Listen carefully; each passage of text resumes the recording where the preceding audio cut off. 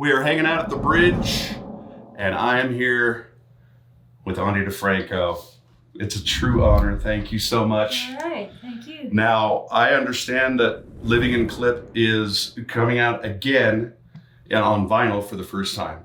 That's Is that right. right? Now, did you ever think in a million years that you, as a label owner, would ever have to be making vinyl again? Geez, no, who knew? Who knew that vinyl would be the surviving physical format? It's kind of cool though. It's an awesome format. I love how it's such a different sound from the digital world that we're so accustomed to now. I was told that your old cohort, Andy, is it Stachanski? Stochansky. Yeah. Is going to be joining you in LA. In LA, yeah. So I hear. We haven't talked. We have no plan, but we're gonna do something. For old time's sake, yeah. Well, if you're ready, let's hear a song, and then we'll talk some more about what's going on. Okay, sure, yeah. Well, in honor of this 25th anniversary of Living in Clip, I'll play you a couple of songs from it. This song, I believe, came out on Living in Clip before it even came out on as a studio recording. Living in Clip was a live album, so anyway, I got a weird way of doing things. Yeah. Squint your eyes and look closer. I'm not between you and your ambition. I am a poster girl with no poster. I am 32 flavors and then some, and I'm beyond your peripheral vision. So you might want to turn your head, 'cause someday you might find you are starving, eating all of the words that you said. And God help you if you're an ugly girl. Of course, too pretty is also your dome, 'cause everyone harbors a secret hatred for the prettiest girl in the room. And God help you if you're a phoenix and you dare to rise up from the ash.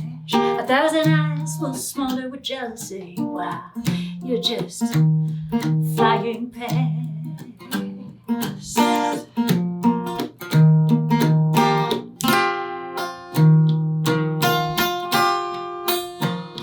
And I never tried to give my life meaning, but demeaning you. And I would like to state for the record, I did everything that I could do. I'm not saying that I am a saint, I just don't want to live that way. No, I will never be a saint, but I will always say, squint your eyes and look closer. I'm not between you and your ambition. I am a poster girl with no poster. I am 32 flavors and then some, and I'm beyond your peripheral vision. So you might want to turn your head, 'cause someday you might find you are starved, eating all of the words that you said. Oh, hey, yeah, hey, yeah. Oh, hey, hey, yeah, oh, oh, hey, yeah, hey, yeah.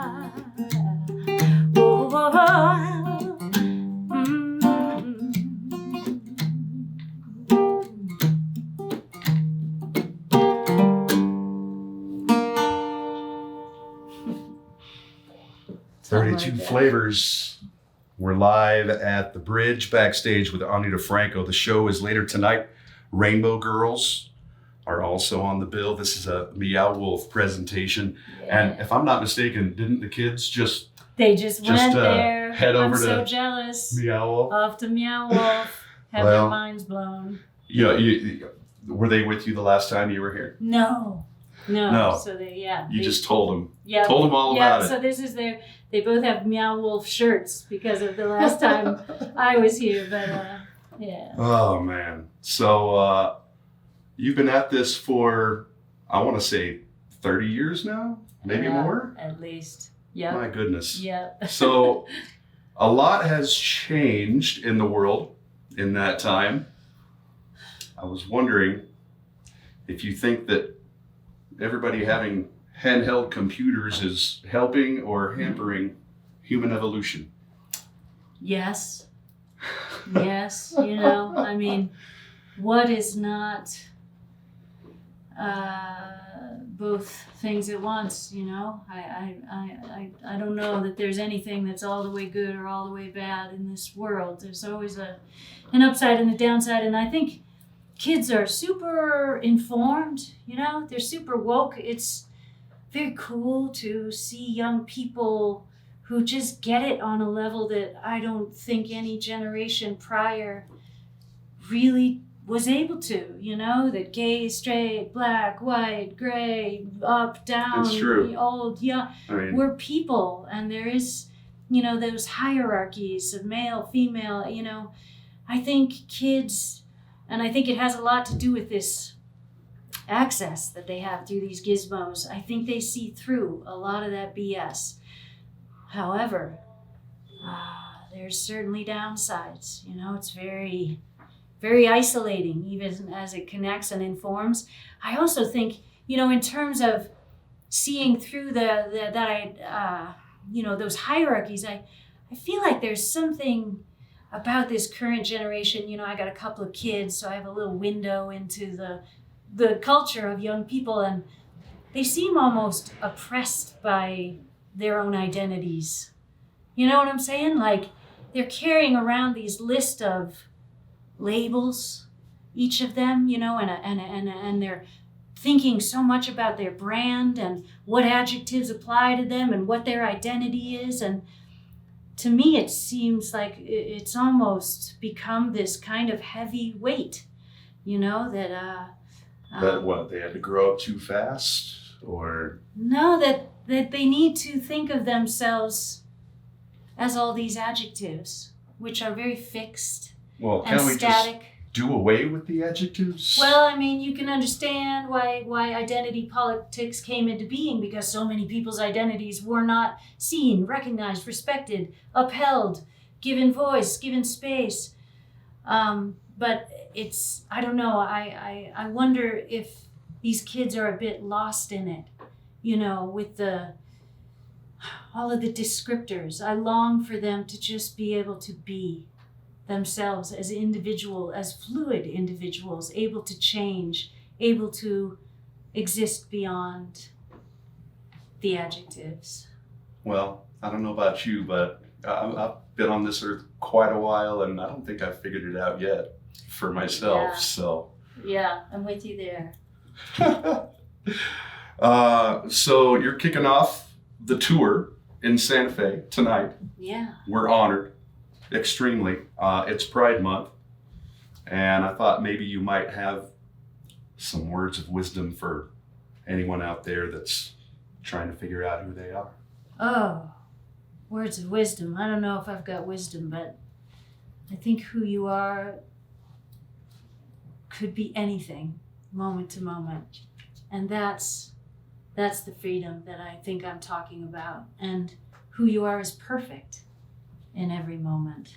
There's nothing to achieve. There's nothing to be. Accept yourself. All right. You ready for another song? Yeah, sure. I'll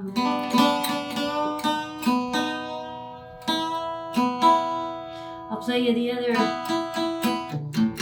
one from that Living Clip re-release that we just threw out there. This is another older song. It's called Willing to Fight.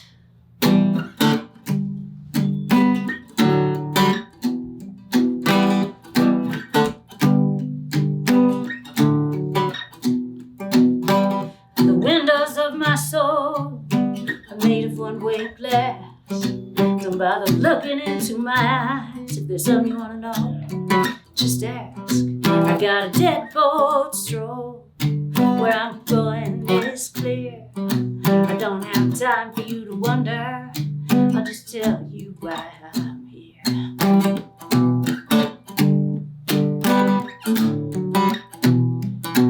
'Cause I know the biggest crime is just to throw up your hands. Say this has nothing to do with me. I just want to live as comfortably as I can. You gotta look outside your eyes. You gotta think outside your brain. You gotta walk outside your life to where the neighborhood changes.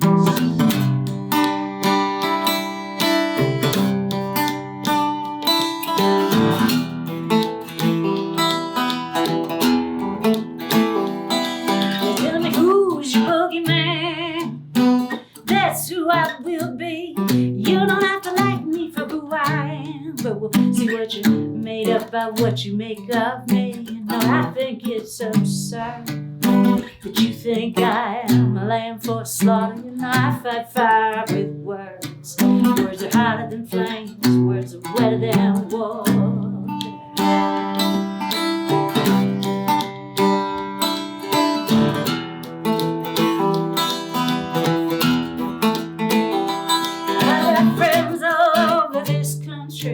Friends in other countries too, yeah. I got friends I haven't met yet. I got friends I never know. I got lovers whose eyes I've only seen at a glance. I got strangers for grandchildren. I got strangers for ancestors. I was a long time coming.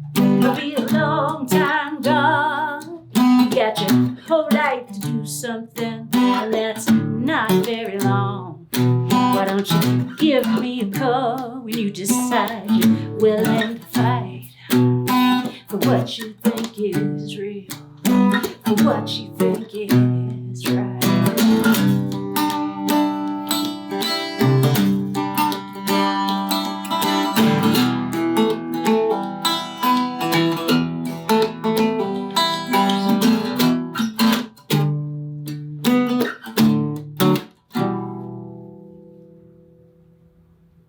We're live at the bridge, backstage with Ani Difranco. The show is later tonight, presented by Meow Wolf on 98.1 Radio Free Santa Fe. Now, you have lent your talents, your voice, to an awful lot of causes over the years. I'm wondering if you think it's easier to affect positive and lasting change in the world as a troubadour and an artist rather than, I mean, are you thinking about running for political office anytime soon? Or? Not anytime soon. Is it easier as an artist than as any other vocation, you're saying? I mean, I think that we all have opportunities to make changes, even profound changes. I mean, certainly stages and microphones are opportunities that are very powerful, but I think each of us in whatever we're doing can affect the people around us beyond what we even realize, you know, and that way that you can affect positive change in other people's lives. I mean, maybe it's sort of easier to see with somebody like me or like a job like mine, but you could be having an effect on somebody that might not be visible for years, you know, that might take time to gestate, that and it might have a ripple effect that you will never be aware of. But I think when you're putting out revolutionary love in whatever your work and life is about, it's making change. Well said. And everything that you say is well said. Ani, thank you so much for taking the time to be with us for a few minutes and looking forward to the show tonight. All right, me too. Thank you. Be well.